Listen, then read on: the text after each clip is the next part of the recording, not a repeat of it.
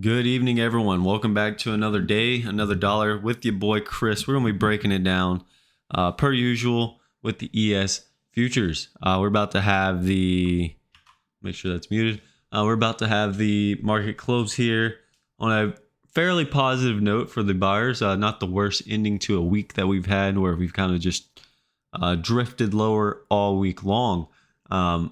I wasn't a big player yesterday, the day. It just has not been my type of week. Kind of hard price action for me to read, and when things are a little bit tricky or like the market generated information is shifted kind of dramatically, I just can't. It's hard for me to get involved. However, I do believe I've seen this market well. I do believe I've kind of called what has been attempting to occur, things that I've been wanting to see. I've said in earlier videos, either the week before or the prior weeks, about how I wanted to see this this market on the monthly time frame come into a balance prior to seeing all-time highs. And look at what's happened so far. We've gotten exactly that. I said I wanted to see a retest of the 43.27 or where our previous monthly balance high was, and we're getting almost exactly that. We've pulled back pretty good. Took out last month's low, and we've pulled back pretty good. This month so far, this month's low is 43.50 on the nose. So right there, you see it right there. 43.50 on the nose is the low. Putting ourselves back into some sort of balance. We don't know if we're going to call it a 2-month or a 3-month balance just yet. It depends on if this market continues to push lower. Then we'll completely include this month from June. But so far, I'm going to say as long as this market doesn't push any lower, then I will say that this market is just in a 2-month balance versus a 3-month, because it would be a rather large balance. And then as the month comes closer to an end, we'll discuss more about that and kind of what my thought processes are on that. But so far, putting the monthly back into some type of balance by taking out last month's low. That means we've stopped one time framing up for we've been doing for the last 3 to 2 months, right? 2 to 3 months. We've been pushing higher, setting higher highs and higher lows.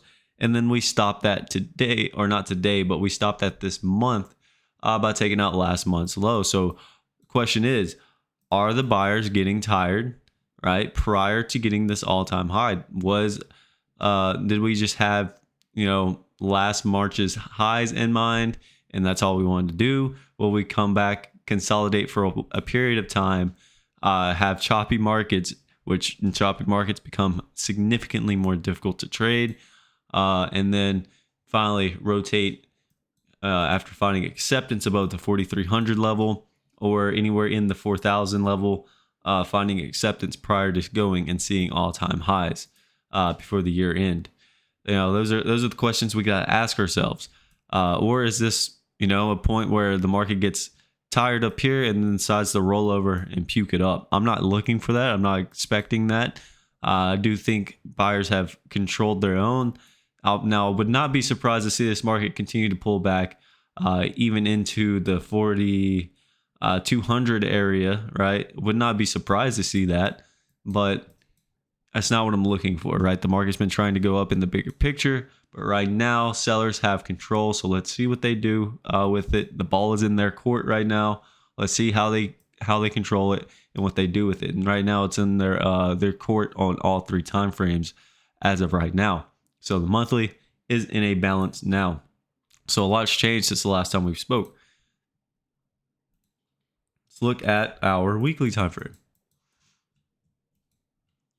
Now, our weekly was in some sort of balance, and then we broke that balance to the downside. This is still the monthly destinations that I had pulled up. I just want you to see how we've pulled back into that premium gap and close to where that 43.2750 monthly high was that we were looking to break out of for so long.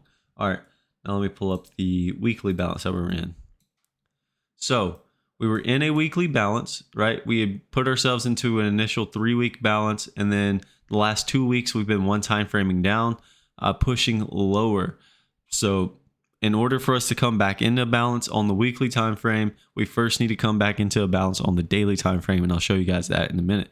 But once we accomplish that, then we would need to take out a previous week's high and or have an inside week and then take out that inside week's high. So, potentially a 2-week period here coming into the end of the month where we could potentially come into a balance. But right now, what is occurring is we are one time framing down. So we would look for next week for us to take out this week's low, continue to push in lower, and finally fill in this gap here, this premium gap at 43.2550. I'm going to mark that so I know on my chart what that fills at. 43.2550 is where that premium gap fills. So I'm gonna mark that on my chart. We'll mark it as I don't like things not being in caps, so pre gap fill. That's how we'll label that, and boom. So right now we've sort of kind of dipped our toe into that balance, or not that balance, but that low area, or the gap area, more or less. 51.25 was where the gap began. Today's low was 50, so we got into it by about a point before bouncing out of it. So far, weekly, one time framing down 2 weeks in a row. Monthly, in a balance, right? So that's kind of how things coincide. And in order for us to go from balanced back to bull, we need to, take out. It all starts from the smaller time frames and builds up, right? So our daily would need to come back into a balance and then begin one time framing up, and then our weekly would need to come back into a balance and then one time frame up, and then our monthly would need to come out of a balance and start one time framing up. So things of that nature would have to occur for this market to begin to turn around. As we pulled back, I believe, I want to say 5%, right? How far have we pulled back? Roughly 6% off the highs. So, not a terrible correction. I still would not be surprised to see us pull back even further into the 4,200 level, right in this range here. Still would not be surprised to see us pull back into where all these wicks were. And then we finally held and got some movement to the upside. So I would not be surprised to see that. And that just so happens to be basically the lows of the month of June. So if we pulled back into that area, would not be surprised to pull back and hold it, because then that would encompass this whole thing as a 3-month balance, so on and so forth. Now let's go ahead and look at our daily time frame and pull up our daily balance. So our daily was in a multi-day balance, right? We had filled one downside gap finally after weeks and days of talking about the downside gap here. We finally filled it. We have an upside gap, which could potentially get filled at some point in time in the future, which is not anytime soon. We broke out of balance back on August 15th, and we've been one time framing down after closing below the 50-day moving average. We've one time framed down 4 days in a row now. So 1, 2, 3, 4 days in a row now. Pretty good distance we've pushed down lower, and you can see how I have that premium gap right here marked on my daily chart, as I wanted to see that area get filled. We do have another gap down here below around the 42.30 area, so that would be another area of interest in the near future, is that 42.30 area, the 42.40. So that would be another interest of mine to fill a gap. So far, continue to one time frame down. So in order for us to stop the one time framing down or setting lower lows and lower highs, this market would need to take out today's high come Monday, take out today's high, and then put ourselves back into potentially a 3 or 4 day balance area. But you can see how we broke out of that balance where we consolidated for just a period of time and then finally got going to the downside. Our 50 is up here. Our 20 is curling down, potentially touching the 50 in the near future. Whether that has any significance, death crosses and things of that sort, if that's anything of concern. You've pretty much already missed the move to the downside, but would not expect that to be a thing of occurrence. I could see us in the near future potentially putting ourselves back into a balance and then resuming one-time framing up again right as the 20 meets the 50, and then us get both above the 50 and the 20-day moving average. Now, this is just speculation. I'm not saying that that's going to happen exactly that way. We could fill the gap, come down, and even push even lower, and the death cross could be a thing. You know what I mean? But that's not exactly what I'm expecting just yet. We have to continue to monitor the movement of price on a daily basis, on a weekly basis, and kind of see what is occurring in that situation. So we do have our 200-day moving average down here at 41.58. I could see us potentially pulling back into that area in the future as well. It just depends on how this market wants to go. I could see both scenarios, right? And that's the thing you got to be as a trader. You need to be willing to see both scenarios. You don't need to come into the market having a bias for either side. So I could see us pushing up just as easy as I can see us pushing down lower right now. The reason I say potentially lower is because the market's trying to go lower in the in the daily, in the weekly, and on the monthly right now. We are trying to push lower. However, if this market decided to change direction, put ourselves back into a balance and resume moving up higher, then the upside scenario would hold greater odds, right? But right now, the better odds are towards the downside. Some things that cannot be ignored, though, is how we closed out today. We have pretty good volume today. We did not get much extension below the previous day's low. Even though that we opened up below it, we opened with a gap to the downside this morning and filled that gap, and then remained in the lower distribution from yesterday, right? And just kind of consolidated for quite some time. So that being said, kind of gives me an idea that maybe this market comes back into a balance and then resumes what it's been doing, which is pushing up higher. So let's see how we do. Let's see what we do come Monday. Do we come back into a balance? Do we continue to one-time frame down? Those are the things we have to ask ourselves. Now let's look at our 30-minute time frame. And a lot's changed since the last time I've been able to check my charts, really, as I've just been working and have not done my homework.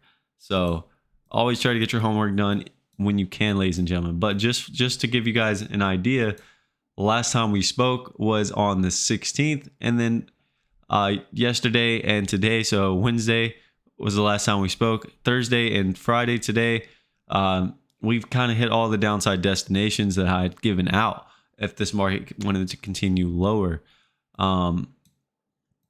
And that's after on Wednesday opening up in the lower distribution or above the lower distribution, not getting much acceptance in the upper distribution, and then rejecting lower, and then kind of just grinding lower all day long.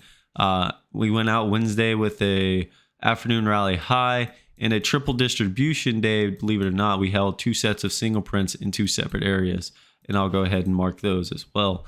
But after not finding any acceptance up here in the above 44.32 region, if we didn't find any acceptance above that, we were going to roll over and visit the lows again, and that's exactly what happened. We pushed lower, didn't get much extension, had a little bit of relief rally, and then couldn't get back above the upper portion of the lower distribution, and then rolled this bad boy over and just continue to melt lower all day long. Now today was a little bit of a different scenario. We even probed down to the downside yesterday as well. And then today was a bit of a different scenario. Let me mark these destinations first from Wednesday so you guys can have them. But today was a different scenario. We opened with a gap to the downside, kind of thinking that this market would really get going to the downside, considering the gap size that we had. But that was absolutely the opposite case, right? So anybody that was opening this morning with a gap and go potential scenario got absolutely demolished because we did not have a gap and go at all. And I'll show you guys what I mean here in a second. Afternoon rally high here, 2750. Because I got to go back and redo my homework, or do it because I didn't do it. Yesterday was the 17th, not the 18th. But tell me how you guys performed this week. Did you guys perform well? Did you guys perform poorly? What are some things that you could have improved on? If you don't want to tell me, then ask yourself and tell yourself what are some things that you could have improved on. For me, I could have improved on, just getting more involved and not being afraid to take trades in this market. I gotta learn if I'm one thing I could do to help myself adjust is not take it with the same size, not take the trades with the same size that I normally would trade. If I'm not comfortable with what's going on or what I'm seeing, then I should just trade with less size versus not getting involved, right? Because that's how you learn. That's how you develop your skill as a trader. You need to be able to get involved on these grinds, on the grind down. You need to be able to identify when you can and when you can't take the trade, and then build from there. And if you're not able to do that, then you kind of and there's nothing wrong with sitting on the sidelines, right? No trade is a trade as well, but you definitely want to be able to get involved, especially on a day like today. There was one trade that I took, one trade that I didn't take. And the reason I didn't take it was because I was scared of what could potentially happen. I'll show you guys that here in a second. But yeah, how did you guys do? Has it been very difficult for you as well as it has been for me? I'm going to leave that because we'll adjust it. And then, yeah. So today we opened up with a gap below the previous day's low. Previous day's low was 43.78.50. We opened down here at 43.53. So we opened rather large gap, hit the low of day back from June 12th, and then decided to push up pretty good, get an inventory adjustment. And we were thinking at the time that maybe that's all that the buyers wanted to do, was get a quick inventory adjustment and then roll this market back over. Well, we got the exact opposite. This market did nothing but grind higher all day long. So with lower value, a gap, and everything that we had, you would think that this market would go lower. And anybody that sold near the open or at the open, they only got 3 points worth of profit potential versus 20 points to the upside risk. So anybody that was selling on a gap and go scenario, which tends to not be the case a lot of the times, they got absolutely demolished as we just grinded up higher and almost filled the gap initially in A period. We got a little bit of consolidation in B, a little consolidation in C period, and then finally in D, we filled the gap, and then that's where I decided to get involved on the short side early on in the morning. I took a short early around 76.50 prior to the gap filling, with the idea to add up into 81, which in the overnight session was a 13Y point of control, and you can't see that on this chart, but in the overnight session there was a 13Y point of control, so I was looking to add up to 81. And then we pulled back in. Initially I took off a portion of the trade around 73.50, I believe. And then we pushed up into 81 area, which was part of the plan I wanted to add. So as it pushed up, I had an offer in sitting around the 80 area, so I added on at 80. So I had an average price of roughly, I think it was like 78.50, 79.50, something like that. Can't really remember. And then as this market decided to roll back in, I took that trade off at 76.50 and made pretty good. So and early on was a really good trade. Part of the plan was to take the trade, and I would have gotten out above 85, which was the settlement high from yesterday. So had my stop at 85. I knew what my risk was. I wanted to take the trade because of the gap fill, and early on it did work pretty well. Then Didn't trade anything in the rest of the day. The only trade I should have taken was this pullback in H period, where I got my cursor right now. Was the pullback to 67.25, which was E's low. So after D pushed up, right, E pulled, E had pulled back, held, right, couldn't quite get to C's high or B's high, excuse me, held just above it, and then bounced, got a nice good reversal bar. So showing that there were significant buyers there at 67.25. Whenever he pulled back to that level at 67.25, I should have been willing to get long. My only thought process was that this is going to be an afternoon pullback low, with value being lower and us opening with a gap, and then the open being way down here at 53. All I could think about was there's a lot of risk to the downside, and I'd rather either A, wait to see how far we pull back, because my next stop out point would have been 57.50. So in my head with the trade, it was too much risk for me to want to take the trade. And it ended up being the right trade, because we ended up pushing up and making new highs on the day. So from 67 to 87, 20 points worth of profit, and I missed out on all of that. And not that I would have caught the whole thing. I might have gotten involved around 68, 69, and then gotten out around 78, 79 and only caught 10 points. And I would have been perfectly okay with that. I just was not comfortable with that trade. Although it was a great risk reward trade, I should have taken it. And I'll look to take trades like that moving into the future. And then we continue to grind up higher, chopped around for a little bit after setting the new high. And then in M period, we probe, push up into the set of single prints. We get in there by about a tick and then reject out of it. So we go out today with today's low, afternoon pullback low, a 10-wide point of control, and a price probe, even with the value being lower. So let's mark all that information for you guys and then get you on your way. If you've made it to the end of this video, I do appreciate it. Not many of you do. If you are somebody that does make it to the end of this video, please leave a like down below, as it helps my confidence, and I like to be confident. So there's our high of day. Now we'll mark our price probe. Oh, and that's where single prints start. Should mark that. Single prints start there as well. Price probe. So price spiked from K's high at 87.75.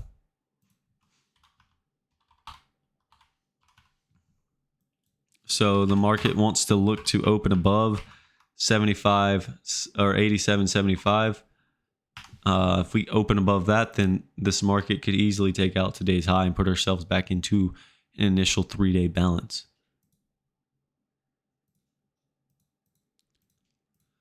So buyers want to open above the price probe of 87.75. Now we have a 10-wide point of control here at 78.75.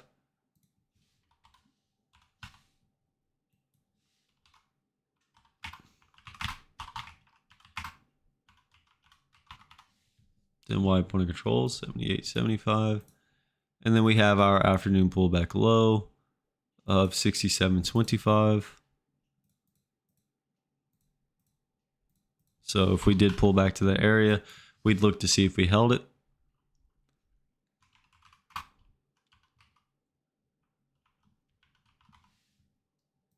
And then we have today's low of day, 43.50.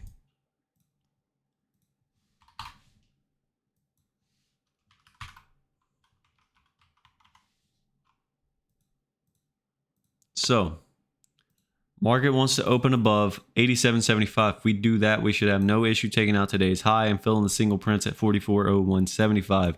Next set would be at 44.1025, 44.11 even. Above that, there's a vacuum to 44.2750 and 44.3575 high of day from Wednesday.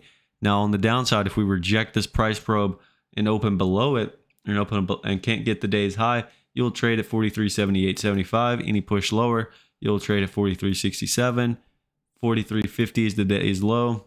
43.3850 is the low of day from the 9th of June. And then next set of single prints fill at 43, 24, 25. And then you have basically the 4300 level and 4307 at from the 8th of June. With all that being said, ladies and gentlemen, thank you so much for just stopping by and hanging out. If you guys did make it to the end, please leave a like down below, as I do think I give some type of value and context on what this market is doing. But we'll catch you guys in the next one. See ya.